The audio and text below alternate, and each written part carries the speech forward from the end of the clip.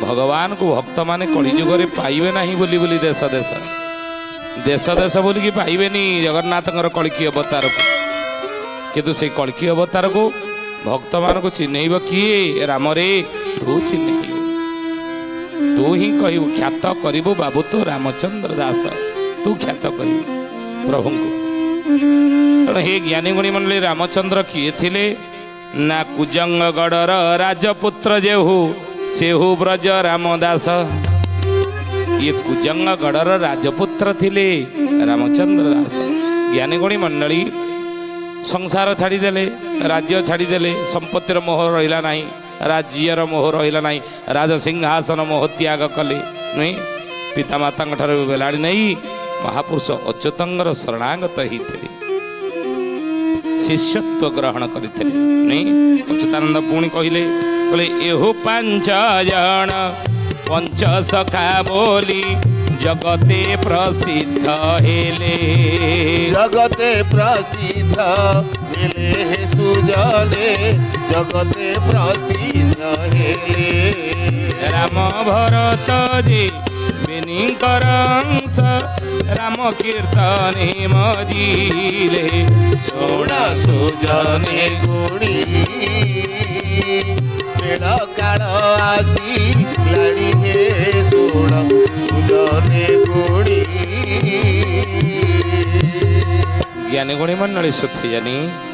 तेणु ये पांच जनक भितर महापुरुष अच्युतानंद प्रिय शिष्य रामचंद्र डाकिले कहले बाबू रे मु जो ग्रंथ मान लिखी मालिका ये मालिका शास्त्र मु लिखिली जो ग्रंथ मान मु लिखिली केते ना 36 संहिता 78 गीता वंशानु सप्त विंशरे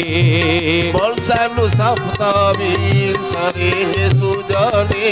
वंशानु सप्त विंशरे उपवंशानु द्वादश खंड बेनी भविष्य शत खंड रे छोड़ा सुजने गुणी बेड़ा काल आसी लाड़ी हे सोड़ सुजने गुणी केते लिखी ना 36 गोटी संहिता लिखी 78 गीता लिखी 27 वंशानुचरित लिखी आउ उपवंशानु 12 खंड बनी 12 खंड उपवंश मु लिखी महामुनि व्यास 18 खंड पुराण रचना कली आउ सी 18 खंड पुराण परे परे मध्य 18 खंड उपपुराण रचना लिखि तो सही बोली अच्युतानंद महापुरुष वंशानुचरित लिखि 27 खंड किंतु उपवंशानुचरित 12 खंड लिखि पद पदावली महापुरुष कहले आउ कलिजुगर भविष्यत को कहवा को जाई मु 100 खंड मालिका लिखि धन सोधेयानी से महिमा गादीर महात्म्य महिमा कौन शिष्य रामचंद्र पचारे कहले गुरुदेव कलिजुगर यार महिमा पुणी प्रकाश बना तू जा हे रामचंद्र जा तते मु निर्देश दउची आज्ञा दउची ये जेते ग्रंथ लिखी ये ग्रंथ गोटी जगह तू रखिबू साहित्य रखिबू तार सुरक्षा तू रहिबू तू तार सुरक्षा देबू ये ग्रंथ को ये मालिका को तू सुरक्षा देबू आउ ये बहुत गुप्त कथा गुप्त जिनस आदि अच्छी तेणु ता कलिजुगरे महिमा गादी रूप प्रकाश हेब परिचित हेब विख्यात हेब हे ज्ञानी गुणी मंडली से महिमा गादीर महात्म्य महिमा पचारे कहले गुरुदेव कलिजुगरे यार महिमा पुणी प्रकाश हेब कौन से महिमा गादीर कौन महिमा प्रकाश हेब कलिजुगरे सीटा टिके कहूना सीटा टिके कहतु अच्युतानंद महापुरुष मालिकार लिखिले तो स्थाने सर्व देवरा हे तेणु मु प्रवेश सेने तेणु मु प्रवेश सेने तेणु मु प्रवेश सेने बोले से स्थाने जो स्थान रे मो महिमा गादी के तो स्थापना करिबु रे रामचंद्र ये ग्रंथ गुडी को स्थापना करिबु रखिबु साहित्य की ताहा सेठारे सर्वदेव रही तार महिमा कलिजुग रे बढ़िबो कहीं से सबू देवादेवी मैंने जाकि से निवास करेंगे 33 कोटी देवता तो महिमा गादी थे कलिजुग मन रख कथा आ तेणु मु प्रवेश स्नेह तेणु मु स्नेहरे मध्य तो पाखे से प्रवेश करी समय समय सेठिकी मध्य मु जीवी आओ ग्रंथ रखिले गादी स्थापी गुप्त करीण निरोपी उपत करीण निरोपी उपत करीण निरोपी ज्ञानी गुणी मंडली सुधीजने आज भी आप जातु से महिमा गादी रही नेमाल ठारू किछि दूर रही महिमा गादी तार वर्तमान महापुरुष अच्युत ये शिष्य रामचंद्र जो वंशज एवं वर्तमान तांकर वंशज जो मैंने रही नाम होती सच्चिदानंद गोस्वामी सच्चिदानंद गोस्वामी सेठारे वर्तमान ये ग्रंथ सुरक्षा अच्छा रामदास ये हूँ वंशज तांकर उत्तराधिकारी ये सच्चिदानंद गोस्वामी अच्छा सेठारे महिमा गादीर सुरक्षा अच्छा दायित्व अच्छा वर्तमान मध्य जानतु देखिए आपण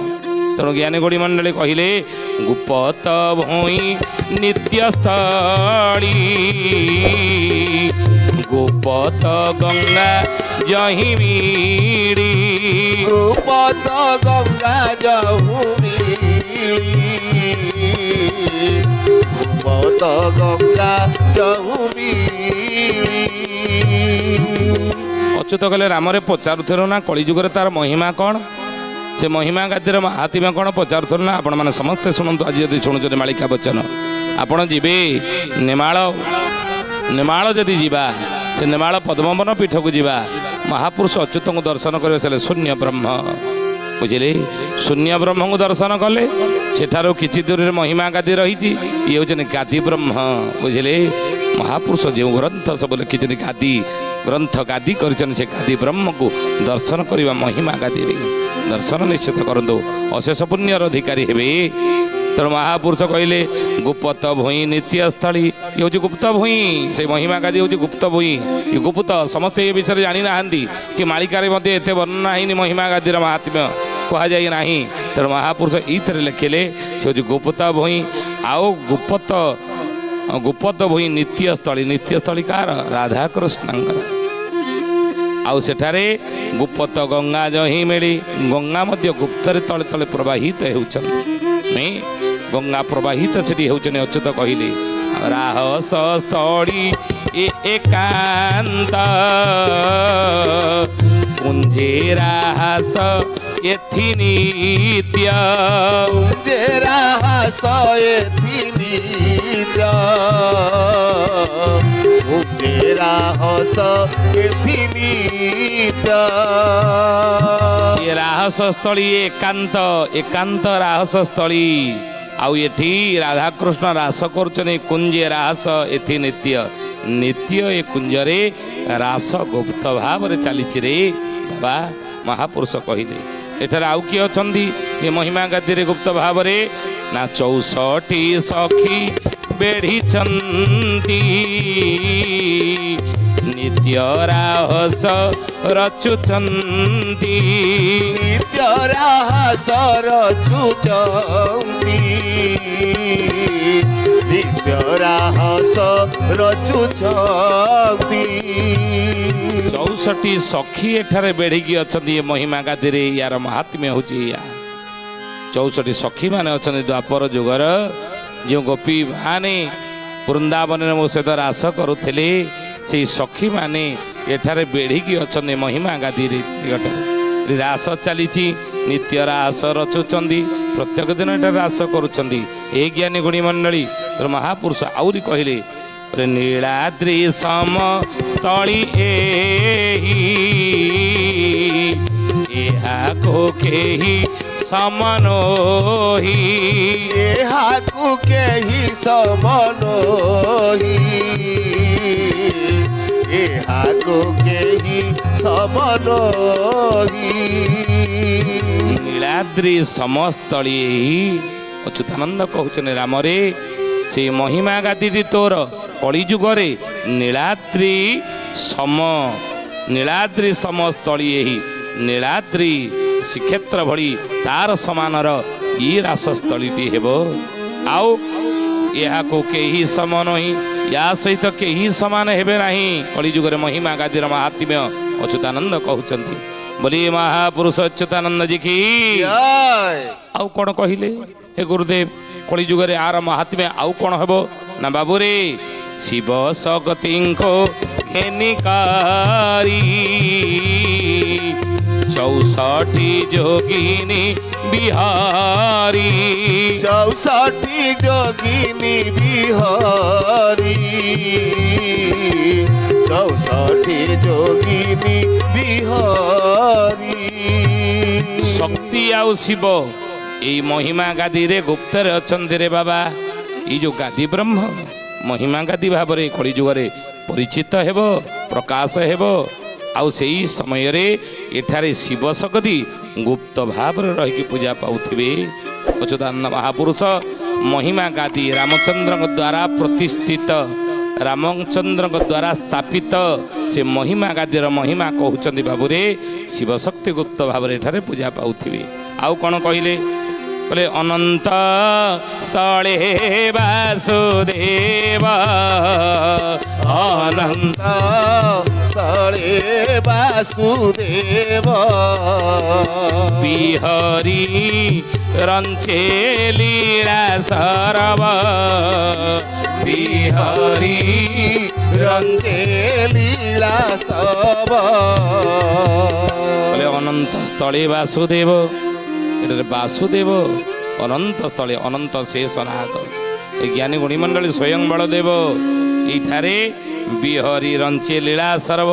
एठारे विहरण करुथिबे लीला करुथिबे आओ से काने स्वरी बन देवी से काने स्वरी बन देवी ये पीठे ईश्वरी संभवी ये पीठे ईश्वरी संभवी एठारे देवी जणे थिबे किए देवी ना कानेश्वरी देवी तेणु कानेश्वरी वन या कह जाए कलिजुगरे ये कानेश्वरी वन भाव ये प्रसिद्धि लाभ करिवो ये कानेश्वरी वन भाव या कलिजुगर मनुष्य जानिबे लोक माने जानिबे बुझिले आउ कौन कहिले ना स्थल ही अधिष्ठात्री सही रे उद्धव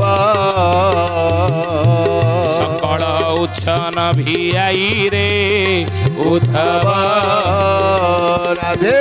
गोविंद गोविंद गोविंद हे उद्धव पडुगाळुची मकरंद हे उद्धव कहते कानेश्वरी वन कौटी रही से महिमा गादी शिष्य रामचंद्र द्वारा स्थापित से महिमा गादी ताको कानेश्वरी वन मध्य कहती कलिजुगरे हे सुधीजने सेठारे कानेश्वरी देवी निवास करुथिबे बोली अच्युतानंद महापुरुष मालिकारे शिष्य रामचंद्र को कहीदेले तोर से गादी ब्रह्म तोर से महिमा गादी सेठारे देवी रही कानेश्वरी देवी तार सुरक्षा पाई आउ कौन कहिले कले एमंत स्थल रे निवास रे उद्धव सुखरे राम दास रे उद्धव राधे गोविंद गोविंद गोविंद हे उद्धव पडुगाळुची मकरंद हे उद्धव हेमंत स्थल रे निवास सुखरे रह राम दास अच्युत कहले हे रामचंद्र से कानेश्वरी वन महिमा गादी रे तू सुखरे कलिजुगरे रह रे बाबा सुखरे सेठारे थिबु नाउ महिमा गादी नित्य स्थली रे उद्धव श्री राधा कृष्ण रासे मिली रे उद्धव राधे गोविंद गोविंद गोविंद हे उद्धव पडुगाळुची मकरंद हे उद्धव महिमा गादी नित्य स्थली श्री राधा कृष्ण रासे मिली तेणु सेटा महिमा गादी रामचंद्र द्वारा स्थापित ତେଣୁ ହେ ଜ୍ଞାନୀ ଗୁଣୀ ମଣ୍ଡଳୀ ରାଧାକୃଷ୍ଣ ସେଠାରେ ନିତ୍ୟ ରାସ ମଧ୍ୟ କରୁଛନ୍ତି। ଆଉ ଶ୍ରୀ ରାଧାକୃଷ୍ଣ ପାଦେ ମତିରେ ଉଦ୍ଧବ ରଖ ହେ ରାମ ଦାସ ନୀତିରେ ଉଦ୍ଧବ ରାଧେ গোবিন্দ গোবিন্দ গোবিন্দ হে উদ্ধব ପଦୁ ଗଳୁଛି মকরন্দ হে উদ্ধব ଶ୍ରୀ ରାଧାକୃଷ୍ଣ ପାଦେମତି